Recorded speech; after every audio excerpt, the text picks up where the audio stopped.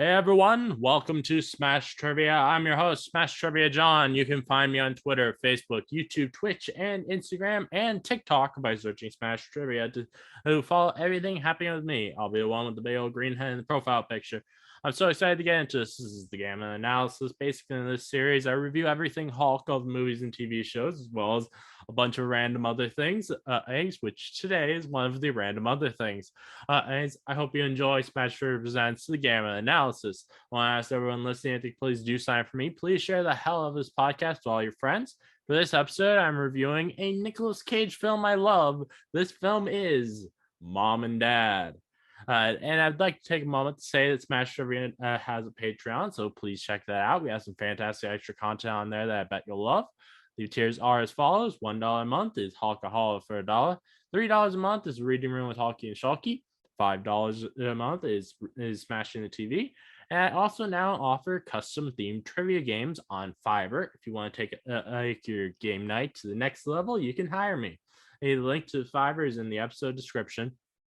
I'm joined today by Ebony from the Gruesome Twosome Podcast and the Sweet and Sour Nuggiez Podcast. How are you doing, Ebony? I'm good. Thank you for having me. Thank you for coming on. Not a problem. And as always, our Hulka Holla for $1. We have Derek Sager, Gabriel Floral, and Film Critter. And the Gamma Analysis is part of the Blind Knowledge Podcast Network. All right, so let's get into this review. So I love this film. It's I watched this film for the first time last year, and I really enjoyed it. I think it's such a unique horror concept for a film of the parents all like just collectively deciding we're going to kill our kids. I feel like it's something that should have been made a long time ago. Like, I'm really surprised it's taken this long to come up with this concept because it's a lot of fun. Oh yeah. And I, for one, and I know at least according to interviews, apparently Nicolas Cage also does. I kind of want them to make a sequel to this. I think a sequel would be really fun to this. I'm hoping they do, because there's a lot more you could do with it. Like, especially if you start going to like other countries and stuff with it. I think it would be really interesting.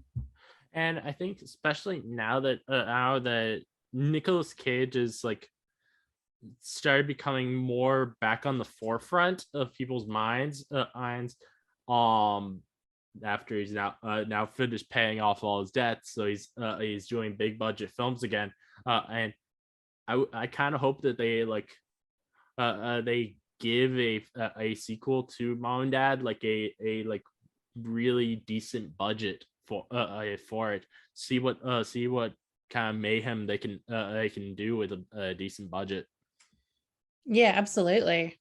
I think it would be a lot of fun. I think you could add a whole lot of different kills and stuff to it too. So I think it would be really interesting to see how they do a sequel, if they do a sequel. Yeah, I kind of like what Nicolas Cage said in an interview of his idea for what a sequel would be.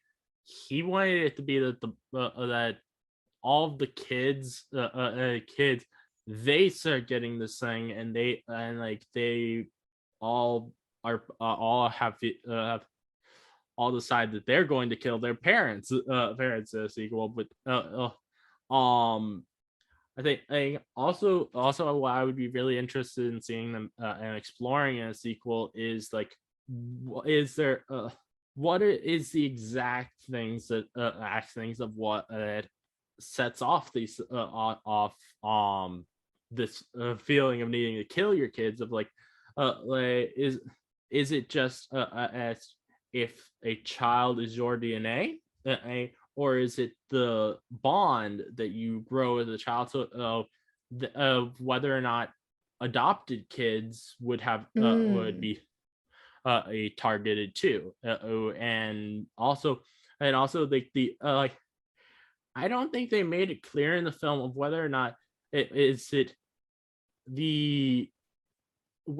just when parents get close to the kids they start feeling this this rage come up, or is it a sound of that static sound on the TV that's causing it. I was found it a static sound, or was it like an airborne thing?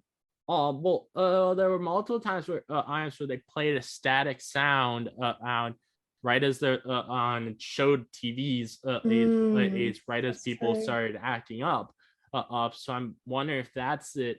But they also showed at different points that it seemed that when you get close to your kids is what it sets it off. Yeah, because they definitely didn't have it the whole time. Like, it was definitely triggered. Oh yeah. So yeah, you're right. They definitely need to explore that more for sure.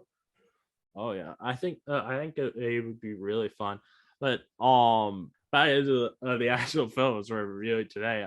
This is probably like I haven't seen all of Nicolas Cage's films, but I've seen a lot of them. I think this is one of my favorites of his. I think I absolutely love the scene of the scene where he's breaking down the on the pool table and singing the Hokey Pokey.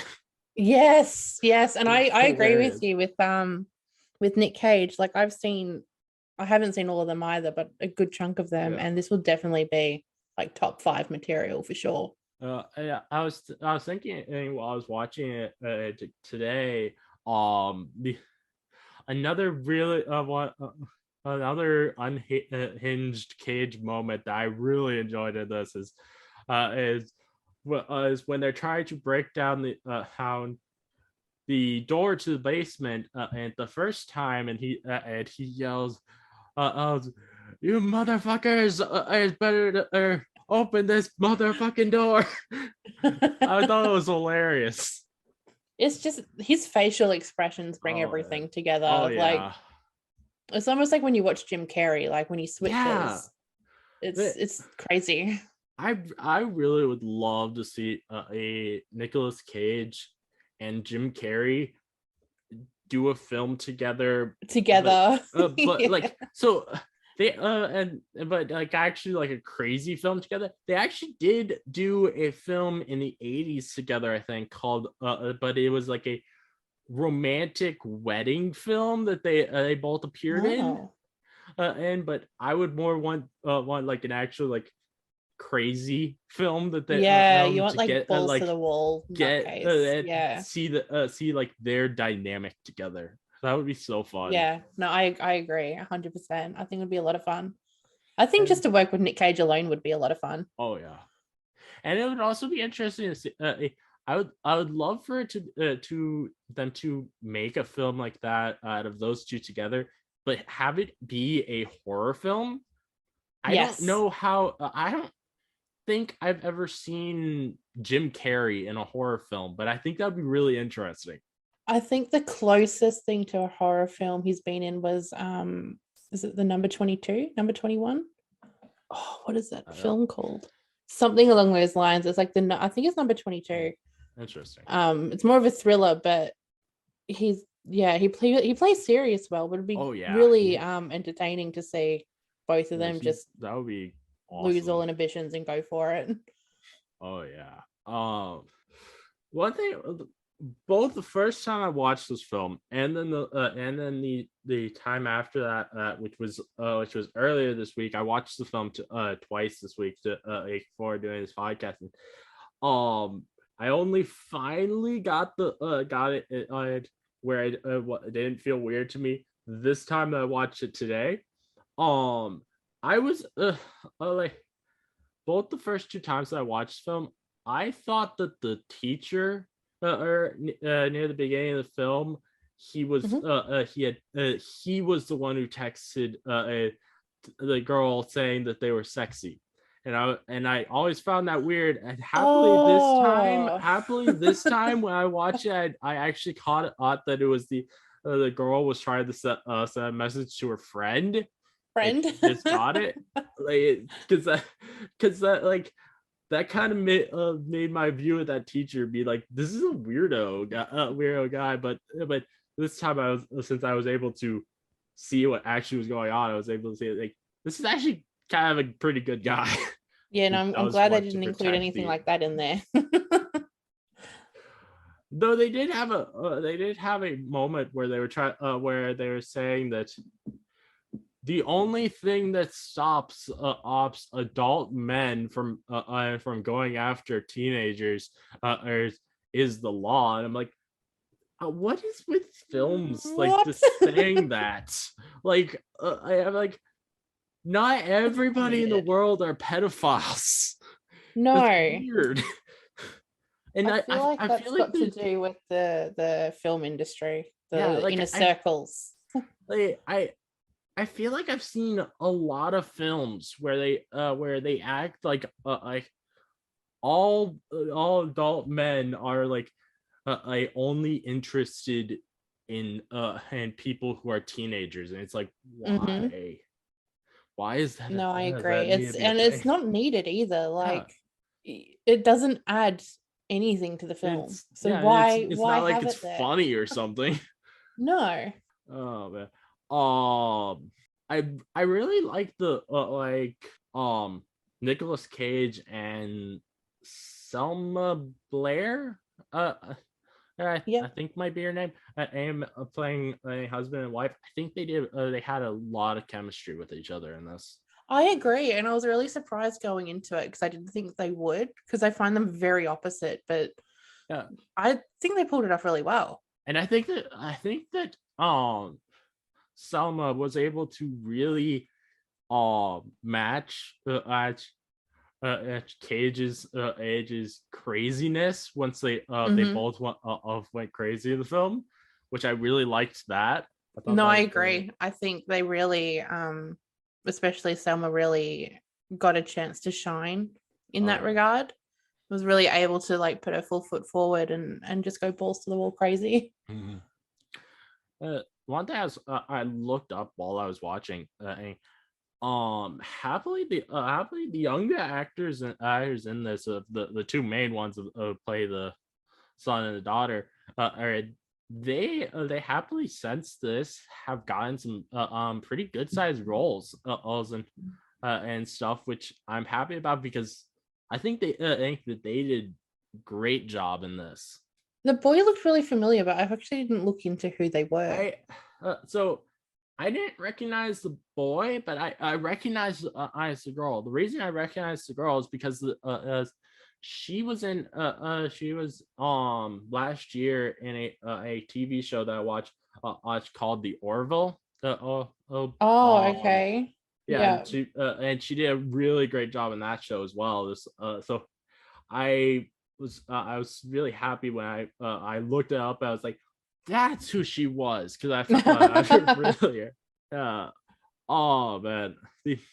That's why I know the boy. Sorry, I looked it up while I was talking to you. Yeah. I'm like, who is this kid? He's in the Chucky series. That's why he looks so familiar. I've been wanting to watch that Chucky series. It looks interesting. Not bad. The thing is, I've never seen any of the Chucky movies, so I want to go back and watch all of those before I try to get into this new series. You don't have to watch all of them. Just watch like the first.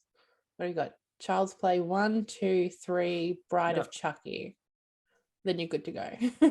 Now, is this series canon to the original films, or is it canon to the film where original? Okay, so it's not the Mark Hamill one. No, so it's got it's actually got the original actors from the first film. So it's got the original Andy and I think from memory it's got his mother, maybe, or someone else.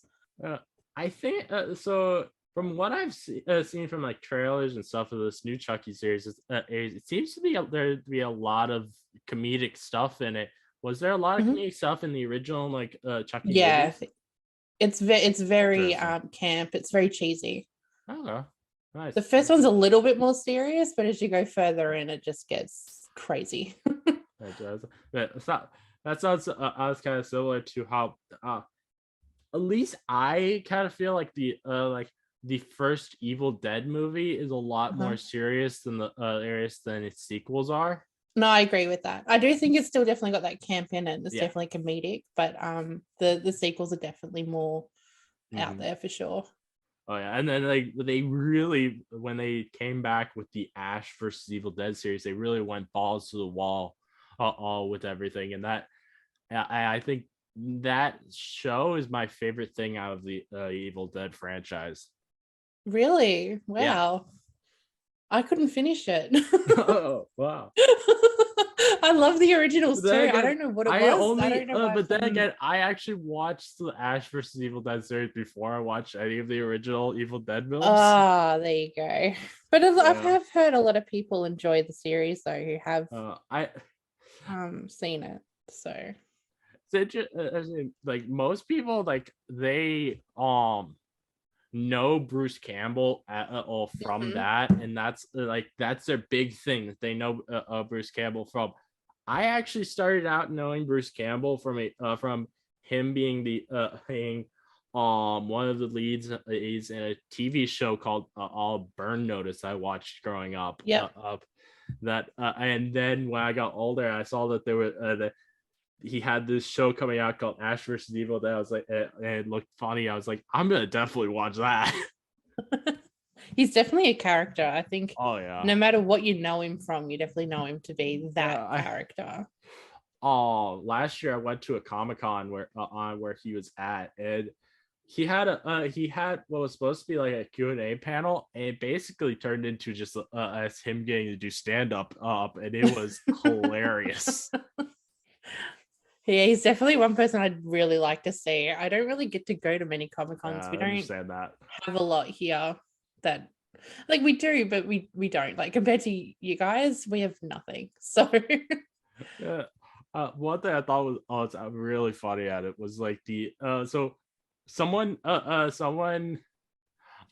up to ask him a question about how they really did not like how the Ash vs. Evil Dead series ended, and they expected him to agree with that that it ended terribly, and he was like, yeah, no, I liked how that ended. This is what I wanted from my series. It's always the way. But speaking of endings, though, going back to Mum and Dad, it's probably my favorite part of the whole film was just how like the grandparents, and you're like, oh my god, I didn't even think that they're also kids. Yeah.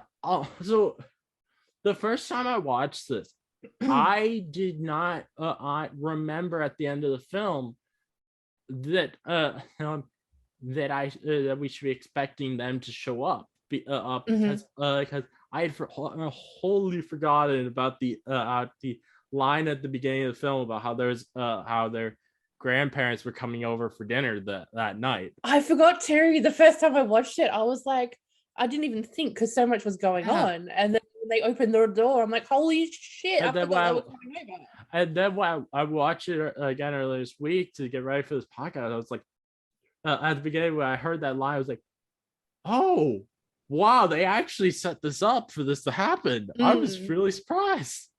And you don't think, like, the whole film, you're sitting there thinking, like, just these direct parents and kids. And you're like, hold on, the parents are kids to their parents. And it could just keep going and going and going. Like, I just think it's a really cool concept. Yeah, it's so fun.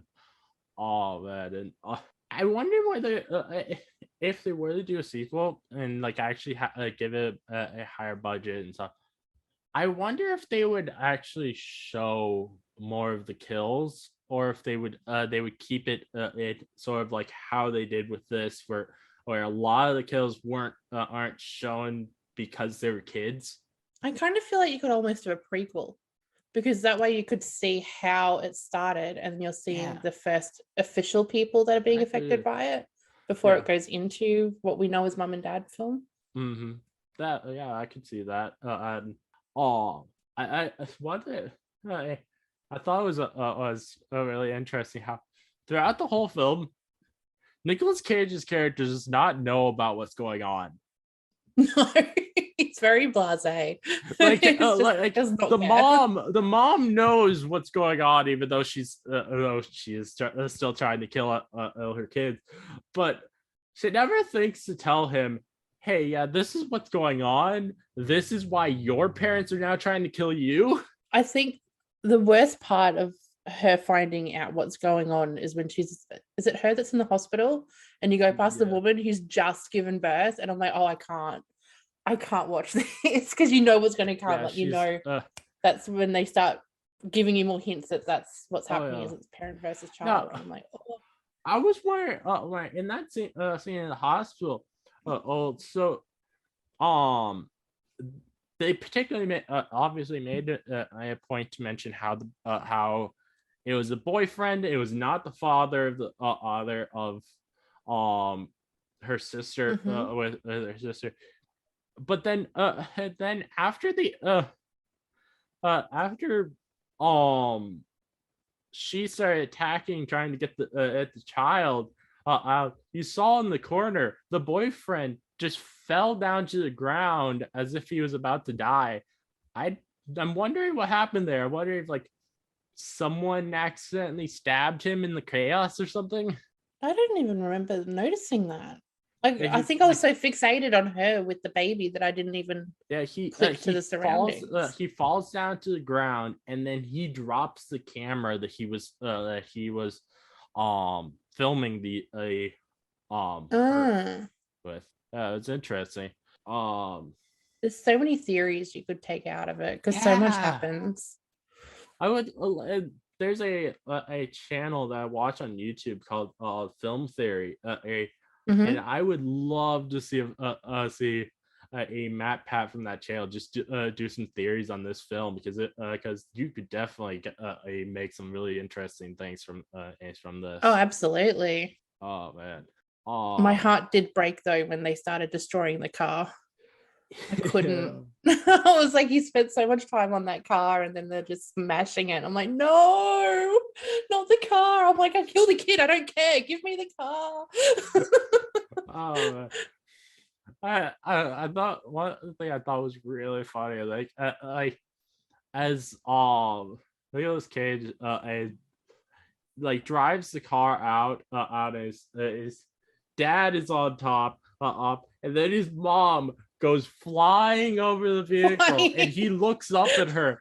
I could just imagine he's thinking in his mind, hi mom. Hi. What are you doing up there? Oh, there's so many crazy scenes in this film. Like it's a quintessential Nick Cage film. Oh yeah. Like you think of Nick Cage and then you can think of all these other films and then you don't think this sort of horror film would be in it, and then it is, and it fits so well. Oh yeah, I think a lot of people won't have seen this, but it's because it came out during the time when Nicolas Cage's films all went direct to video, and probably a lot of people just expected it to not be a good film because a lot of those films aren't good films, but but every once in a while there is a gem in all of that all of the crap. So that and so it's sad when people haven't been able to check it out because they're just expecting it's going bad. I feel like even for a bad Nick Cage film though, you can get some sort of entertainment out of it. Like I feel for someone to just completely shove it to the side because his other films were bad, I'm like, you got to give it a chance. Like I'm so curious every time a movie comes out with him in it, especially that new one that's coming out, the new vampire film. Yeah, I cannot wait for that. I'm so excited for that. I might try and see if I can do an episode of my podcast on that film because that film looks so fun. So much fun, yeah. Oh man, I love vampire stuff and like sure I liked Vampire's Kiss, which was one of Nicolas Cage's original first films. Such a ridiculous film. But this is a film where he actually gets to be a vampire. I'm so excited to see that. Same. I actually really enjoyed Vampire's Kiss, but I enjoyed it because it was so bad.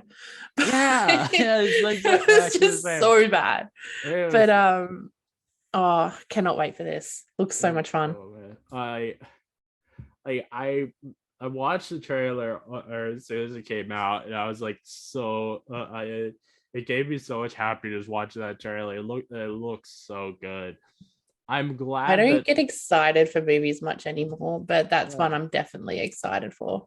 I'm glad that we're now getting back to a time where Nicolas Cage gets to be in big movies, because I love getting to see him on the big screen, and just making him letting him get to be as crazy as hell. Did you see him in Willy's Wonderland?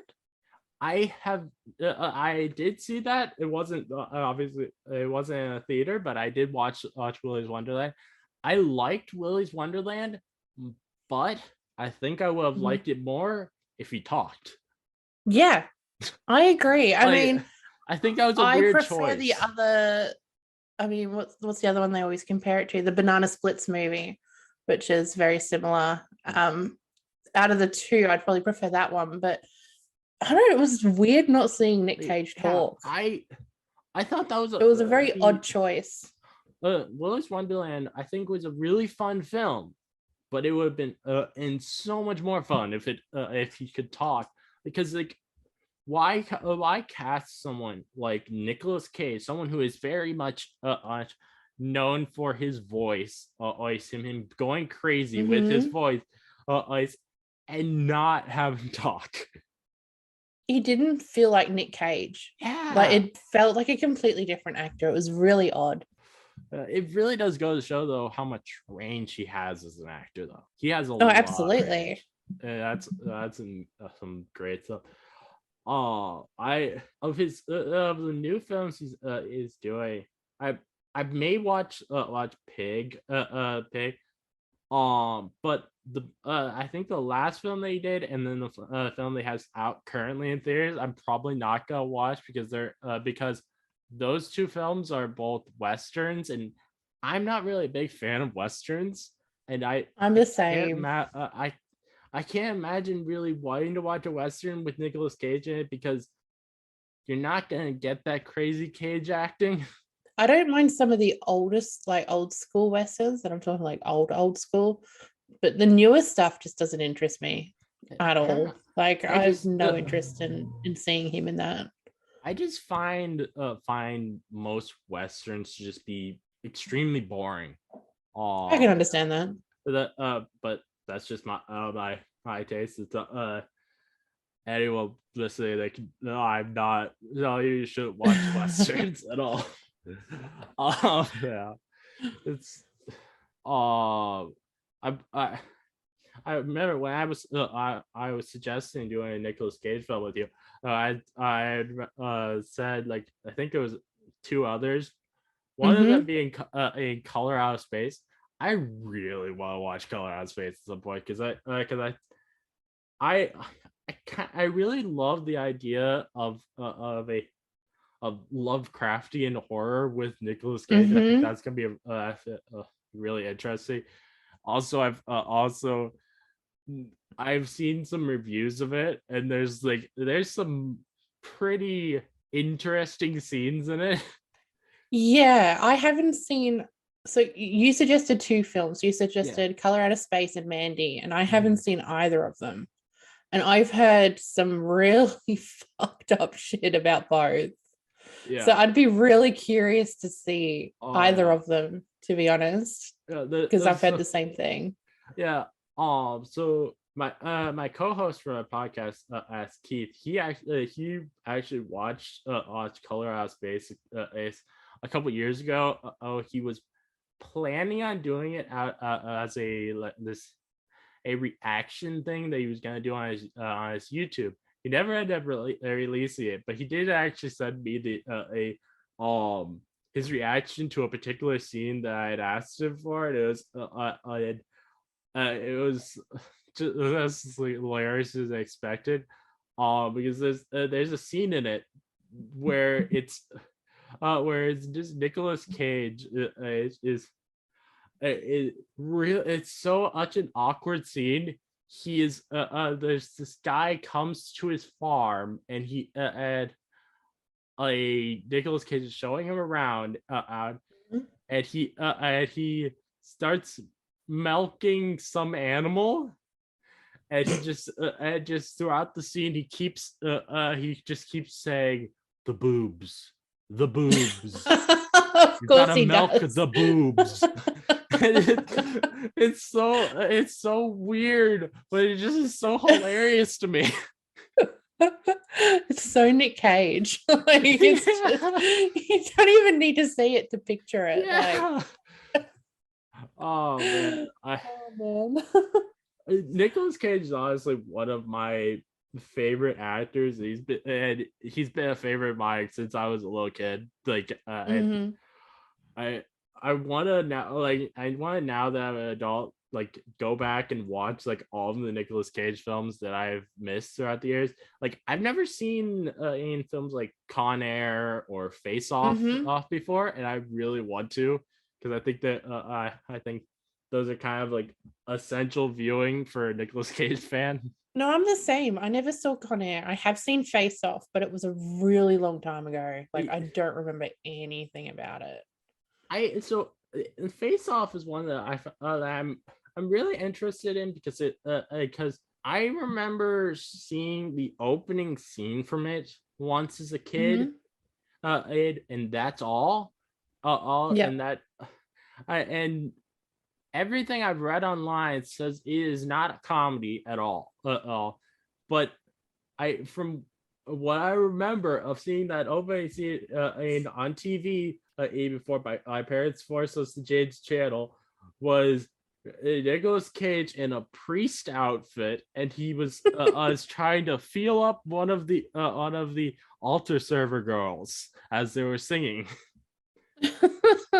And I'm like, so wild. I'm like, how is that sign that is not in a comedy? How is this just a plain action film? So I feel like I gotta watch Face Off to understand what that was. Did you ever see him in Ghost Rider? Yes, I did. Ghost Rider. I loved Ghost Rider when I was a kid. I have not watched it since then. I've heard that it doesn't hold up well. Does not age well at all.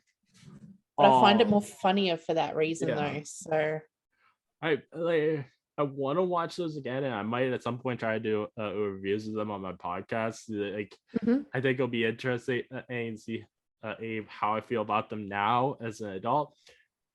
One thing I'm very interested in seeing whether or not I enjoy as much as I did as a kid is in the second Ghost Rider film. There's a scene where he has flaming piss, and I found that hilarious as a kid. I'm wondering if I'll still like it as an adult. I'm sort of getting to that point now where I'm like, do I enjoy the same stuff as much as I used to? Yeah. Because there is some things that have come out recently, and I'm looking at it and I'm like, if this was me like 15 years ago, I would have found this hilarious. But now, not so much. One thing that I watched recently that in the past 2 years that is, again, after watching it when I was in my mid-teens, I didn't enjoy nearly as much as I did back then. Have you ever seen the film This Is the End? Oh, is that the one with Seth Rogan and that in it? It's got like every single celebrity in it. Yes, and it's the end of the world. Like when I was like midway through my teens, I watched that. I found that film hilarious. I went back and watched it again a few years ago. I was like, this isn't as funny as I thought it was. And a lot of these jokes feel and there's multiple jokes in it that don't feel like they aged well. At all. I find that with Seth Rogan anyway. Like I've never been a fan of Seth Rogan. But it's funny you say that, because that's the one film that I actually didn't mind. Interesting. So I wonder if I would still feel that way now. The one scene in it that I still to this day find pretty funny is the exorcism of Jonah Hill.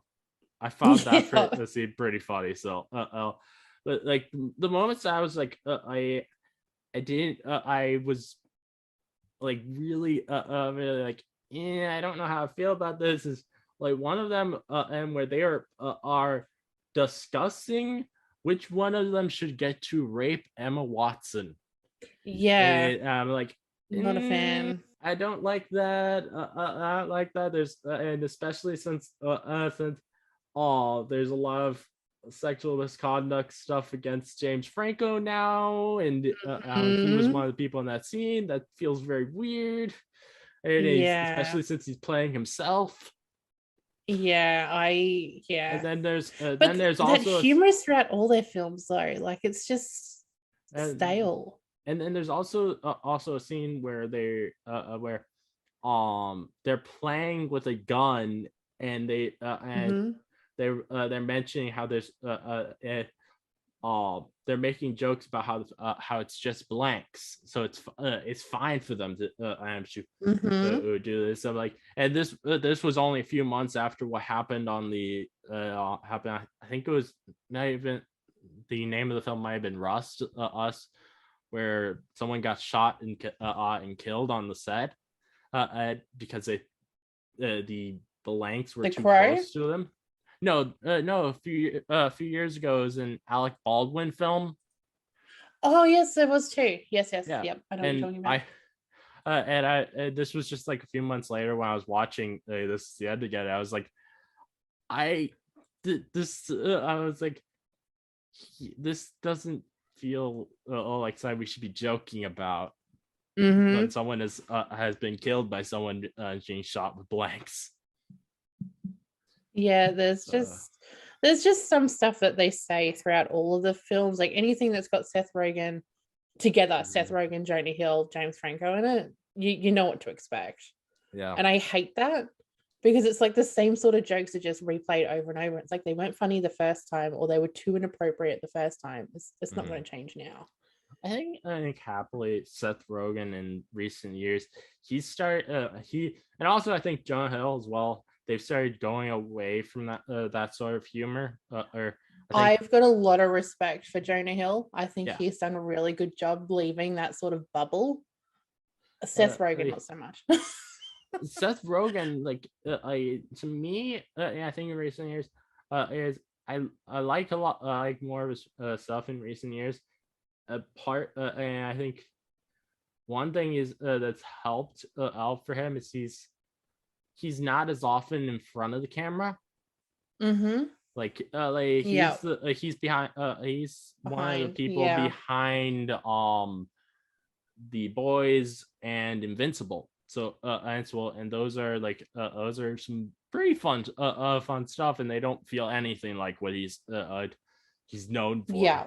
No, absolutely. I do think that he's much better behind than he is in front of. Yeah, absolutely. And I think he could be better in front if he's in whenever he's in films where he doesn't have like full creative control over it. I think he's pretty great in have you seen the Kung Fu Panda films? Yes. I've seen the first. I haven't seen any sequels. I think he's the person who plays Mantis in those. I think you're right. And I think I seem to remember him being pretty funny in those, but then again, I haven't seen those in years. It does say he's in Kung Fu Panda. Let's see. I think you're right. I think it is Mantis. Yeah, it is. So yeah, there are some films and stuff and TV shows that I do actually quite enjoy that he's in, but it's because he's not the main character. Yeah, I can definitely see that. Like I've got above my computer at the moment, I've got the Donnie Darko poster, and he's in that as a completely side character, and he's fine.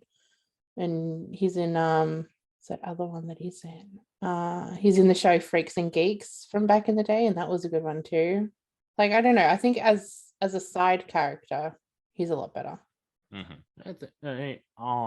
But try to go back to actually Mom and Dad. What else we should actually talk about for the film? Because we've definitely gone very off the rails. Sidetracked. It all links. Well, one thing I found really odd in the film was the cameo from Dr. Oz. What was is with that? Like, he was not needed. Yeah, no. Pretty much everybody is like has said nowadays that Dr. Oz is not someone you should get medical advice from. No, to be an not idiot. At all. So maybe we don't have him be the person who's supposed to be explaining these things. But like, when did this come out? Like, this was a fair. This was a while ago now, wasn't it? This was 2017. So okay. 5 years ago. I thought it was earlier than that. Still. That's crazy. When the kids are like brought out of the school to school, their parents are all outside trying to get at them. I love that scene, and they're all just running. I really enjoyed that scene, but I also at the same time I was like, the whole time this is before the parents actually jump over the gates. I was just thinking, why are the teachers not telling the students, go back inside where it's safe? Don't stay out here where you're close to these people who want to murder you. A lot of the teachers, I would assume, have kids, so they've probably run off or killing if the kids go to the same school. Or there were definitely some like security guards, and there was also the main teacher guy was out there trying to protect them. That's true. I mean, I was like, I feel like they should have been telling the kids, get back inside, and then they like lock the doors to try and make it so it's less like full bunker them down. Yeah, try and make it so it's less easy for the parents to try and attack them. But yeah, that was such a fun scene. I was thinking about watching. I was like, imagine being an extra on this film and being told, "Hey, we want you to act like your parent is trying to kill you." that seems like that would be such an interesting thing. To be most people would probably be like, how am I supposed to act like that? Anyone who has a good relationship with their parents, it would be hard to do. Yeah. The rest of us, we've got this back. Like, we've had that image in our head for years going, I know exactly how to do this. People like me who have had pretty shitty experiences with my father. I definitely understand that, but I feel like most people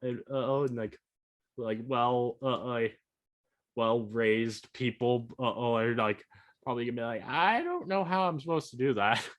This is see, I feel like I'm prepared. I had a very shitty relationship with my mom as well, and I reckon I reckon I could have a full scenario just like ready to go. Yeah, like your parents about to kill you. I'm like, bring it.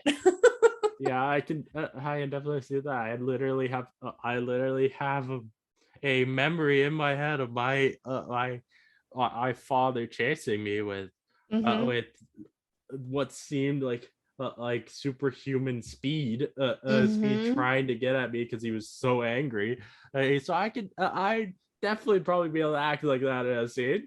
But I just like I just feel like it would be so interesting to show up for an extra shoot, and then I'd be the people to tell you, we want you all to act like your parents are trying to kill you, and you're and then all the adults there, they're like, we want you to try and kill these people as if they're your own kids. I think that's probably, I reckon that would probably be the harder one. I think kids, whether you've got that good relationship or not, at some point, you've got that child mentality of, oh my God, I hate you. Where with the parents, I feel like that would be a lot harder to do. If you're a genuine good parent, you're going to be like, how the hell do I do this? Yeah. I character in the film, I was kind of surprised with what happened with the boyfriend character. He at first I was surprised when Nicolas Cage somehow knocked him out with his hand. I was like, how does Nicolas Cage know how to do that? How does this character know how to put exactly enough pressure on to knock him out, make him bleed out? And then also after that, I was like I was sure he was dead. and then he comes back. So was I. And also when he comes back, he doesn't look like he's all bloody or anything. So no, which is interesting. It's almost as it's if nothing happened. Think about that. It's all in your head. Oh man. It's funny. I actually thought the film was going to go in that direction at one point, like it was a dream or it's all in your head, and I'm so glad it didn't. Yeah, I that would probably even not really annoying if it ended like that. Yeah, oh, absolutely. I think the ending just caught me off guard because I'm so used to I'm so used to either being able to predict what's going to happen, or I just don't like the ending of a film, because it's happening a lot more frequently lately, where I'll get really into a film and then like the last 15-20 minutes completely ruins it. So I'm sitting there expecting something really bad to happen, and then it ended and I was like, oh my god, I like this. This is so unusual. How do I react? I think this film, I'm kind of surprised with how well it does with its runtime, because like you don't really really feel at the end like it's only been an hour and 20 minutes, but also you don't feel like it's been too long.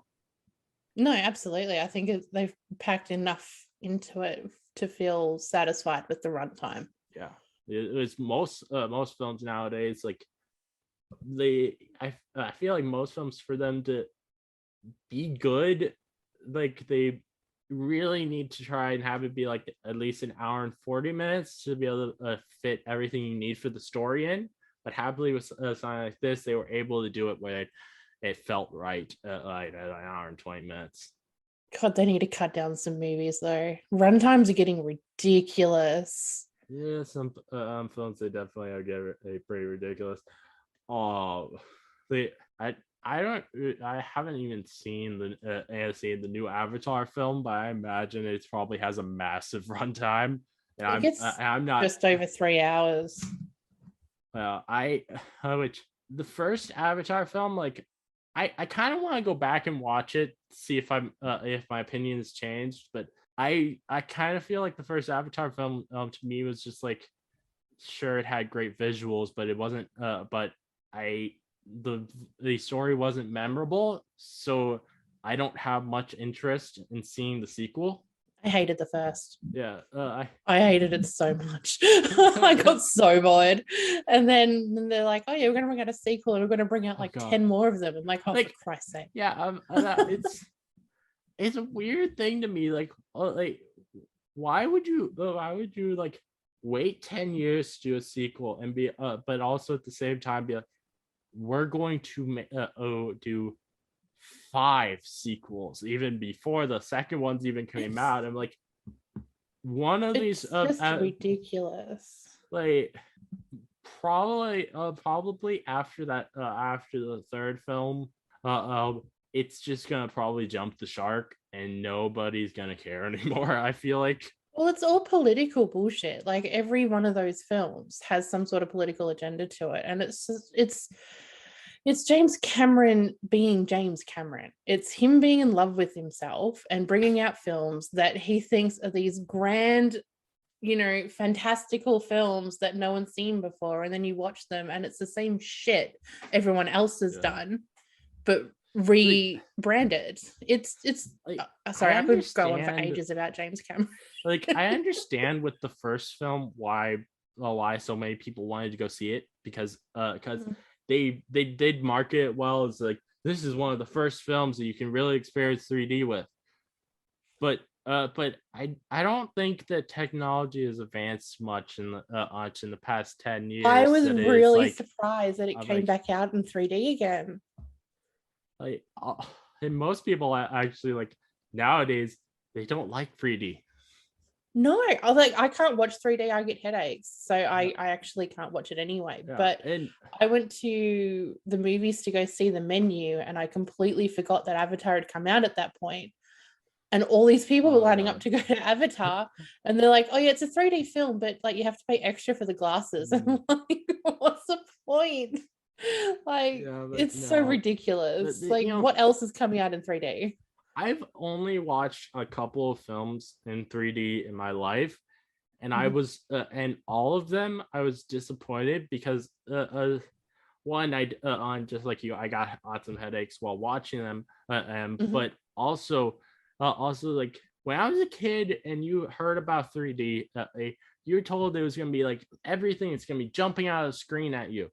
None of these films that I've ever seen in 3D have anything like that happened. Do you remember what you've seen in 3D?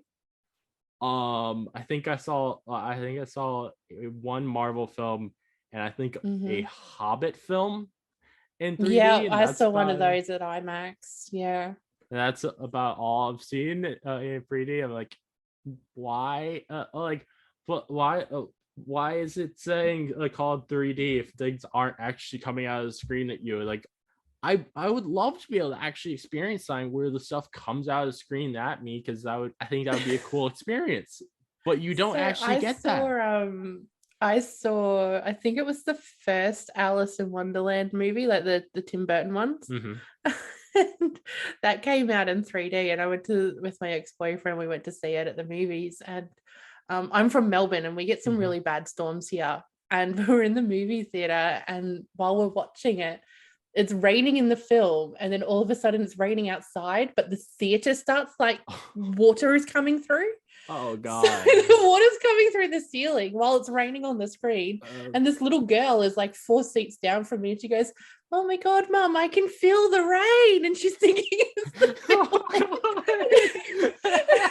everyone's just sitting like, what is going on? And then the mum took off her glasses and started freaking out, and just grabs the girl, runs out. The whole place is flooded, mind you, absolutely flooded. And she's still thinking, like, she's got the glasses on. So even though she's not in the theater, she's still thinking it's part of the film. Oh my God. What's going on? To be that young again, like, I think that's the only somewhat funny story I have about 3D. It's just, it's really honestly, it's like 3D is just such a disappointment. Shark Boy and Lava Girl was one that was 3D, and that had a few things come at you now and then. Interesting. If you remember that film. Yeah, I definitely remember that. But that was actually a film that I loved as a kid. I did not see it in theaters, so I would not have been able to experience the 3D version. But I did love that film as a kid. I kind of scared to go back and watch it as an adult because I feel like it's gonna be terrible. Do it. I've seen some reviews now as an adult. I'm like, I never noticed when I was a kid that basically the entire film was done in front of a green screen. But now as I'm watching those reviews, I'm like, yeah, that does not look good at all. Oh God. It's like the Spy Kid movies. Don't watch them as an adult either. I loved those films as well when I was a kid, but yeah, I don't think I'll probably be going back to see those as an adult either. I think if I want to watch something with anything from similar to the Spy Kids films, I'm gonna go and watch the R-rated spinoff, which was Machete. Yes, that's such a good film, though. Oh yeah, I love the Machete films. I really hope at some point they can get the third film off the ground. It'd be cool if they did. I completely forgot that they were talking or that they were going to do a third one.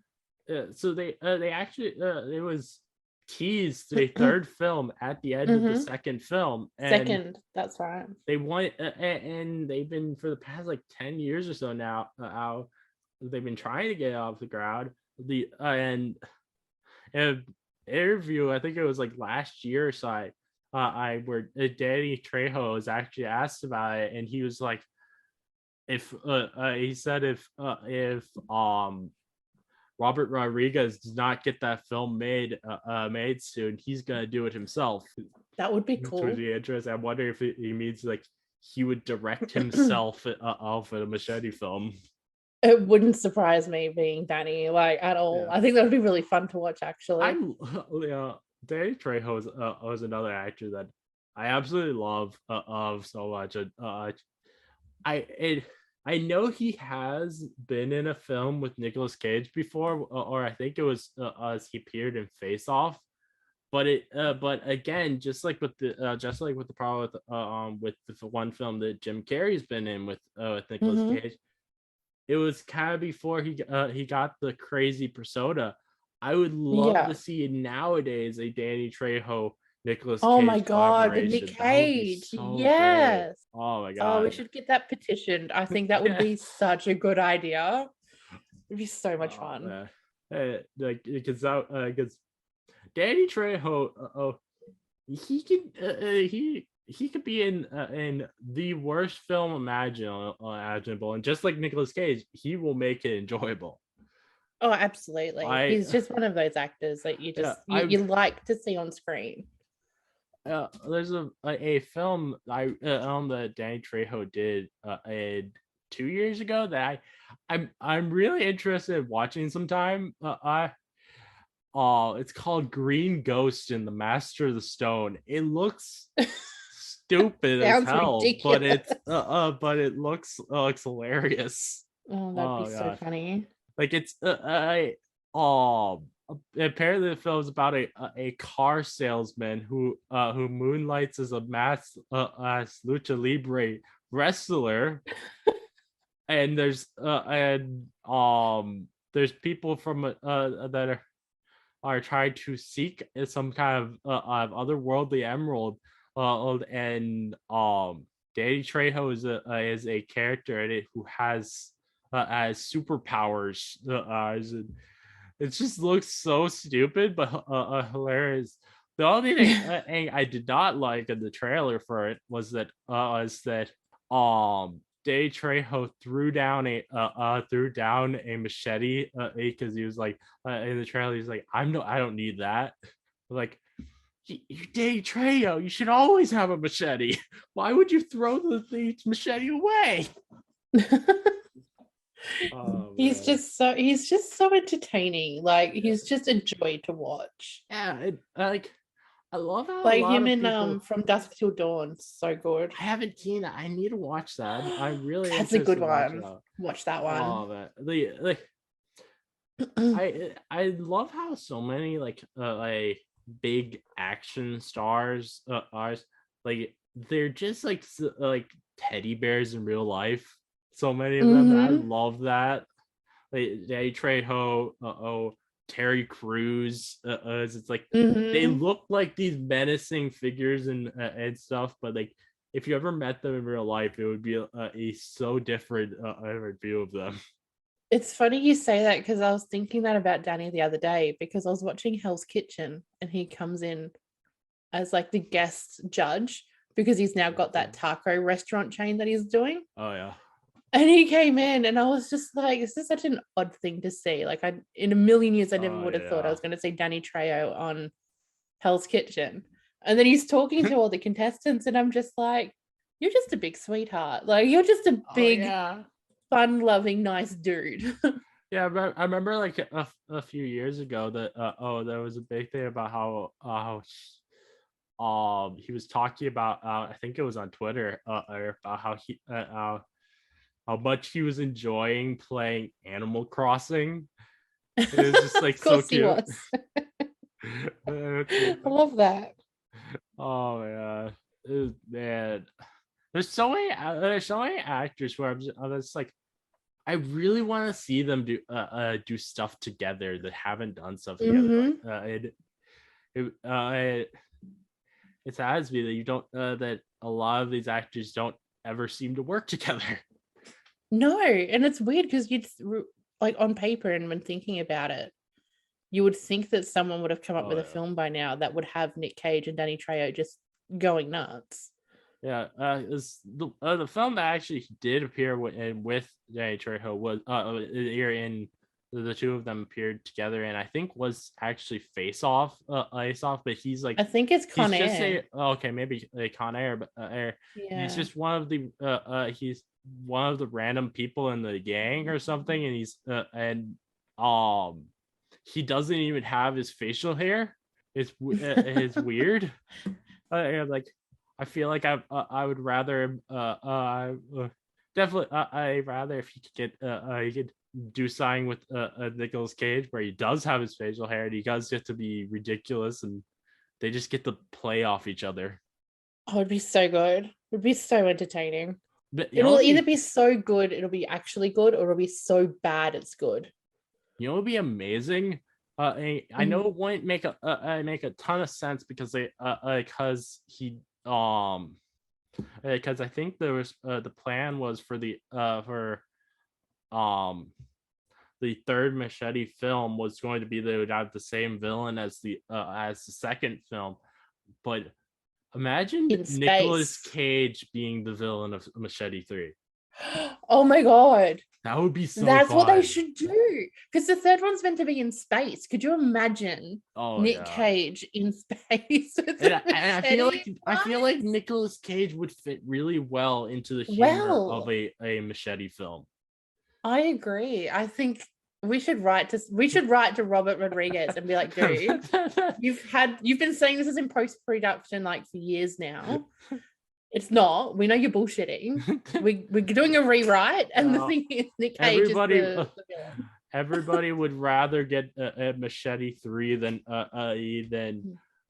the basically mix of Spy Kids and Shark Boy and Lava Girl that he's doing at Netflix. Is that what he's doing now? I was wondering what happened to him. He did apparently was an executive producer on the Book of Boba Fett show at Disney Plus, but then he also is recently he made a film on Netflix called We Can Be Heroes, which was technically a sequel to Shark Boy and Lava Girl, as it actually features them in it with children, which makes you wonder how those two had children together.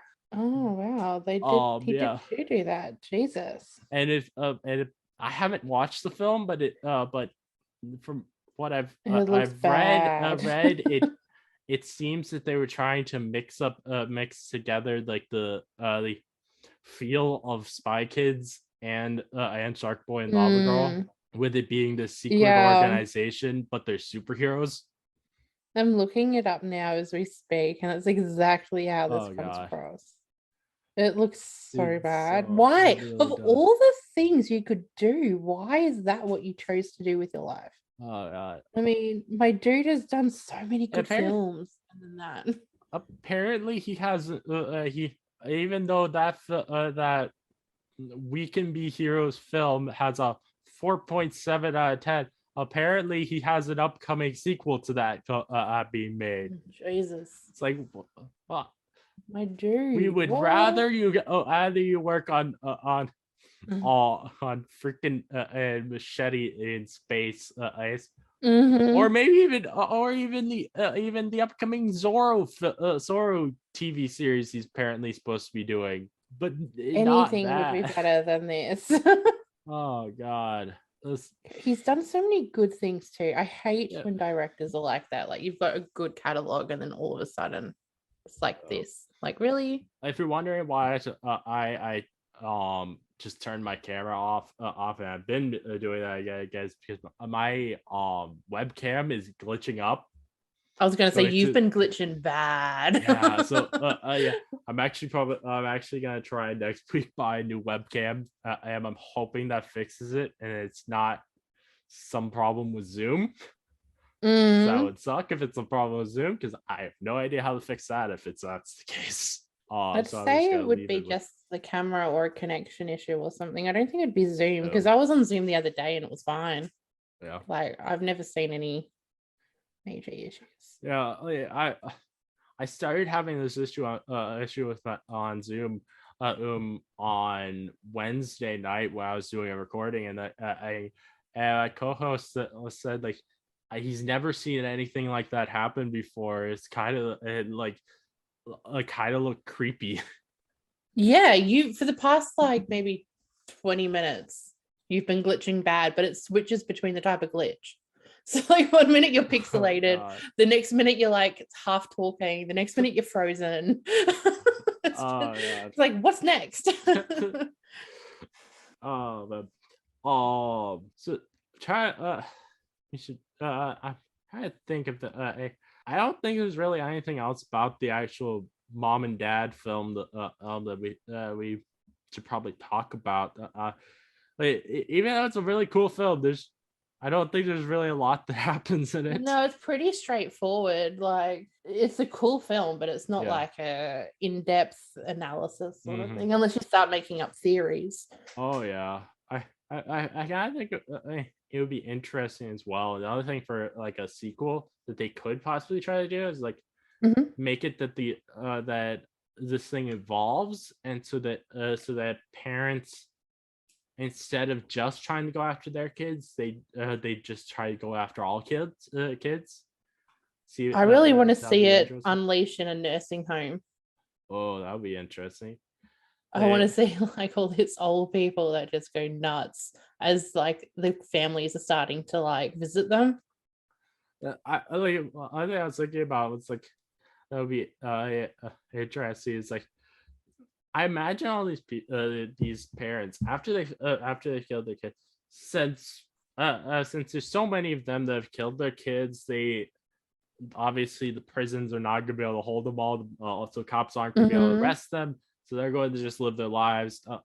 And I imagine whether it be a week later, a few weeks later, or whatever, a lot of them are going to have their parents come and visit them, and it's going to be interesting. Like they're going to think that everything is okay now, and then then weeks later their parents are going to show up, and they start freaking out. Yeah, that's gonna be interesting too. Oh man, I think there's a lot of potential for something like this is to get more films, whether it be a direct sequel just continuing the story of this family, or trying to do something different, going somewhere else with it. Yeah, there's definitely a lot of options they could go with, like you said, whether it's a direct sequel or something just, that links it, or a prequel, or I think there's so much they could do. Whatever they do, though, I do hope that they at least briefly bring back Nicolas Cage for it, because whether it be a cameo or for or an actual starring role, because I just think it would be weird to have a sequel to a Nicolas Cage film and him not be in it. I agree. He definitely needs to be in it somehow. Kind of makes me think of have you seen the Quiet Place films? I haven't. So the star of those, John Krasinski, he was only supposed to appear in the first film, but when they wanted him to come back for another film, they insisted that he actually appear in it and not just direct it. And so he created a flashback sequence at the beginning of the second film to showing his character again, which I'm glad that they did, because like he was one of my favorite parts of the first film. So I was like, I don't know if I would have enjoyed a second film if he didn't appear in it at all. Yeah. So it's always weird when you get a sequel to a film where the star from the first film does not appear in it. Yeah, especially if there's like a plot point as well, and then like all of a sudden you get this sequel that has nothing to do with him. You're like, why? They were the whole point of the first. One thing I think could be interesting is for like a spin-off film that would be a lot of fun. Have it be about the children of the president of the United States at the White House, and just have them have the president kill his kids. The president is chasing after his kid, and it's in this giant house of the White House. I think that would be a lot of fun. Just seeing kids aren't allowed to leave. Around. That would be nuts. That would be hilarious. Oh man, they could play with the ideas as like there's so many like conspiracy theories of there being lots of secret rooms and and crazy things that are inside the White House. They could have like all these places be places that the kids hide. And the thing is, like, all the security and everything has to do whatever the president says as well. So he could be like, chase the kids down. So it'd be like it'd be like that movie Hide and Seek, but just with kids versus the. It would like there is a film called, I think it was the White House Down, that had something like that that where there was someone that had breached the White House, and it was the president and someone else were hiding around the building and trying to stop both stop the people who were trying to attack and then and stay alive. I think it would be so interesting getting something like that, but it's children instead of of adults that are trying to hide around from attackers. It's kind of like a children version of Die Hard. Yes, that would be so good. I think there's so many options you could go with it. Yeah. So many options. Oh man, that would be there's a lot of stuff you could do.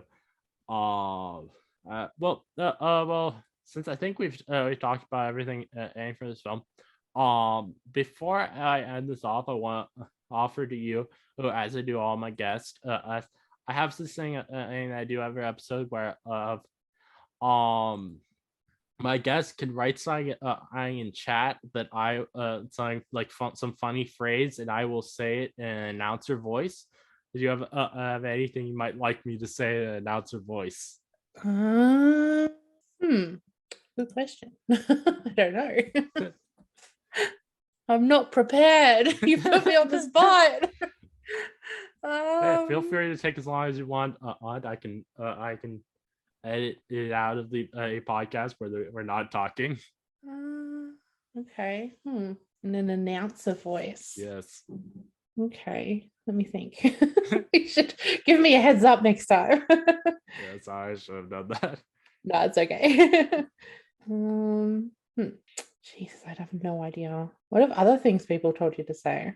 I've had some. I've had most of the times when I've done this, it's been on like superhero stuff. So it would be like a lot of them would be a different superhero jokes, and like and some like particularly ones that are sexual superhero jokes. Okay, it could be absolutely anything. Yes, absolutely anything, or at least as long as it's not side that's going to that I'm going to feel uncomfortable saying, which I'm like saying some but obviously I trust you. If I didn't trust you, I wouldn't have you on my podcast. So whatever. So much stupid shit that people are just going to be like, why did she tell him to say that? I'm Googling quotes. Like, I don't know what to say. Maybe some kind of like a Nicolas Cage quote or something. That's a good idea. Let's try that. What kind of crazy stuff you come up for that? Oh, what's that line that he says from Vampire's Kiss? It's like something like, I did not do that or something. Hold on. That's it. It's funny if you know the film, otherwise it's stupid to anyone else, but I don't care. That's all I've got. Okay. Just make sure nothing else comes up better. What the fuck is that from? Hold on, let me rewrite it. Okay. This makes no sense, which is why I love it. Oh, man. There you go. Okay. Every great story starts with a snake. So stupid. Why did he say that? I really want to know the context. I don't know what that's from. I don't know. It just says it's a quote that he said. I'm trying to figure out what from. Oh my god, he's such a nutcase. The thing is as well, being this Nicolas Cage, I wouldn't be surprised, even if it was like just something he said in an interview. Probably is, to be honest. But seriously, there's so many good things here. I know he's had a lot of exotic animals. I think one of them. I think one of the ones he's owned is a two-headed snake. It wouldn't surprise me. And then there's a quote under it. I am not a demon. I'm a lizard, a shark, a heat-seeking panther. I want to be Bob Denver on acid playing the accordion. What? Oh god. Oh man. I need to go on a just marathon of watching Nicolas Cage films, and yeah, there's so many hilarious stuff that to do. One film that I'm like that I want to see from him, that I see from because I've seen so many memes throughout the years of, but also part of me doesn't want to watch because it looks like it's really bad based on the rating of it being 3.7 out of 10 on IMDb. But The Wicker Man, because of the bees scene. Yes, go on, watch it. I kind of want to watch it because of that. That's probably one of the only times I've agreed with a rating. There's like I really, there's so many films of his. I'm like, I just feel like I really should try to watch at some point to see just if I really want to say I'm a big Nicolas Cage fan, I should be watching these films. You can't ever always see everything. So, apparently, he was a voice in a Christmas Carol movie, which seems very surprising to me because I can't imagine him being in a Christmas Carol. Wait, just a voice? Yeah, there was an animated Christmas Carol film, and he was apparently was one of the voice actors in it. I didn't see him doing that either. Just that feels so different from what he would normally do. It does. Like, I'm really quite surprised, to be honest, that he did it. Yeah. Oh, but another one I'm very interested in is I think one of his more serious roles actually, but it's have you ever heard of a film called Adaptation? I have. I haven't seen it, but I know I definitely know of it. It interests me because I always I find it interesting in films that are like kind of meta commentaries on like how on how whether it be films or just stories in general are made, and it's and I think this is something like that like there was and it seems similar to another to a film from Will Ferrell that I saw and I really enjoyed. A serious film, or it's more serious than most of Will Ferrell's films. Let me see if I can find it. It's where is I don't watch a lot of his films because I'm not a fan of him, but I did. So this film was like a film where he basically he played this Will Ferrell played a character who was who is the main character of this author's book, but he's a person in real life, and the author is writing his life. Oh, yeah, and he meets the author in the film. It was really interesting. I was very surprised by it. It's so much different from what I expect from Will Ferrell. The film's called Stranger Than Fiction. Okay. Yeah. I really like him in serious films, but he never really, like, it's really rare that he actually does it. I'm just like, can you not? I feel like it's always so interesting to me seeing serious films from actors who are normally comedic actors, because it seems like a lot of comedic actors actually are really good at doing serious films. Yeah, absolutely. Wait, it says he was in The Menu. No, he wasn't. No, surely. Will Ferrell? Yeah, comes up as one of his films. When you go through, like, I feel like I would have recognized him if he was in The Menu. Yeah, when you click on his movies, like, it comes up with The Menu, but I don't know why, because it's not showing him as part of the cast. Interesting. So what did you think of The Menu? I saw that I loved it. Theaters too. I thought it was a really well made film. I thought it was a really intricate film, but also like I kind of like the film's message of like kind of like we don't have to look so deep into things. We don't have to be so critical of things. We can just enjoy stuff, because there's so many people who decide to be no fucking way. Yeah, that's oh my god, he did too. Oh, what? He produced it. He produced it. Like it always is surprising me when I see someone produce a film. Like Danny DeVito was apparently like I think it was like he was one of the producers on Pulp Fiction, if I remember right. It was like, what? Really? Yeah, apparently, if I remember right. He was an executive producer on Pulp Fiction. It's like, you wouldn't expect that from Danny DeVito. Oh my god, he was too. Oh my god. That's Danny DeVito is another actor I would love to see work with Nicolas Cage. Nick Cage. Yes. Be ridiculous. Oh god.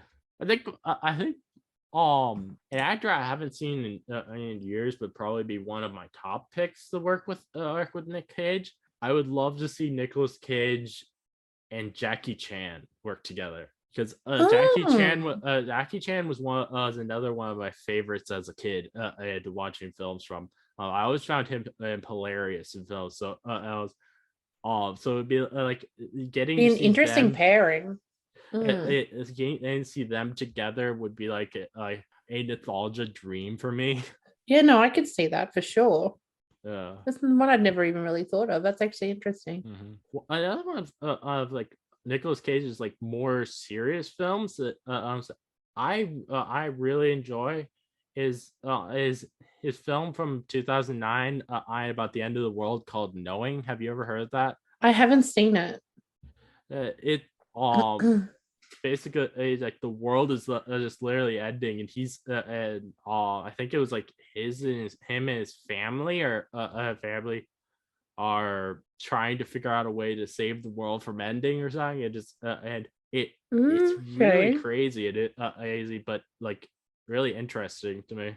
Good cast. Interesting. I'm not huge on like the end of the world type films. I find them a bit like cliche. But yeah, I remember I feel like the end of the world is like something that's been done to death, and you can't have there's not very many things that are interesting you can do anymore with it. I agree 100%. I was watching last year the Moonfall film, and I was like, this is just like, this feels just like any stereotypical disaster film. There's nothing in this that was like particularly interesting to me. Wait, that movie is a disaster film? Moonfall? Yeah. Yeah, it's a film about the the moon getting pulled literally falling to Earth, and its effects on the I was thinking of a different film. Environment. So it's like it changes the water, making the water go everywhere, and stuff because of the gravity changing. What movie was I thinking? Oh, Moonlight. Oh, that's what I'm that's definitely that's a completely different film. Moonlight definitely is it's not disaster film. I've never seen Moonlight, but from the poster alone, that is not it's a drama film. Oh god, I was like, this doesn't sound right in my head. Something is being crossed. Yeah, like, it's definitely the case. Most end of the world and disaster films are just like, it feels like it's been done to death, and there's nothing interesting I can do anymore with it. I agree. I'm like, 100%. It's I feel like if the right director came along, they could do something interesting, but no one ever cares to. They just want to do. That's the thing these days. There's a lot of lazy directing. Like it's just, this is an easy film that they can get out. Yeah, that's what's, especially in the horror genre at the moment, it is really pissing me off. A lot of lazy screenwriting and a lot of lazy directing. Oh yeah, like I love when I can find a very like unique feeling horror film like that feels like nothing I've ever seen before, and like yes, those are the things that I really want to see the most with horror films. Like I'm the same.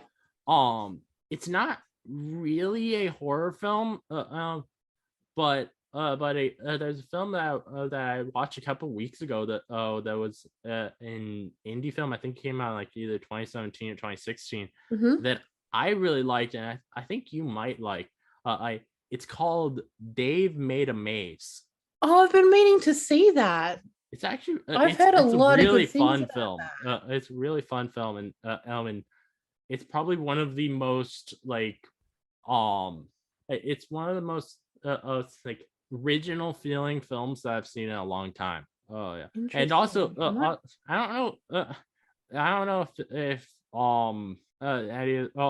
if it is in your country, but but at least in America, it's free on a whole bunch of streaming services to watch right now. Wait, what do you mean? Like Dave made a Dave Made a Maze. I wouldn't be surprised if it's also free in a bunch of places in your country as well. I'd have to search, but looking at it now, I'm not seeing it. Oh man, that sucks. That doesn't mean it's not though. Just means I have to search harder for it. But yeah, I really recommend VPNs you are for. watch it just because it is. No, I've been meaning to. I completely forgot all about it. And it's also it's not really a scary horror film, but it's a horror film. But there's definitely like you can definitely feel the suspense in it, and it's but you also get a lot of comedy that is very different different from comedy you would expect you just expect in films. I completely forgot about that. Yeah, add it to my watch list. I think I'm gonna end this episode off. So so is there any final things you'd like to say before I end this episode off? No, just thank you for having me. Yeah, really enjoyed it. Coming on, you're a great guest. And everyone should check out the Gruesome Twosome Podcast, at the Sweet and Sour Nuggiez Podcast. And I think I heard I heard something. I think it was on the Gruesome Twosome Podcast Twitter about there being possibly a third podcast you're trying to make, where you just sort of review random films. Yeah, it's more of a sister podcast to Gruesome Twosome, because Gruesome Twosome movie reviews them is actually my friend Jess and I. Oh, yeah. Unfortunately, she's out of action at the moment, and I'm not too sure when she'll be back. So to sort of keep that going, but make it more solo, it's same sort of thing, but with a bit more variety of films on it, which is the Film Spark podcast. Right. But that's still under that Gruesome. It's more of a Gruesome production. Yeah. Okay. Yeah. Well, yeah, just definitely everyone should check those out. Which since your co-host is out of commission right now, if you ever need a guest, I'm happy to come on and talk about a film with you. Yeah, absolutely. I'm getting a list done at the moment, actually, of people who've reached out, so I'll add you to it, and we'll definitely get talking for sure.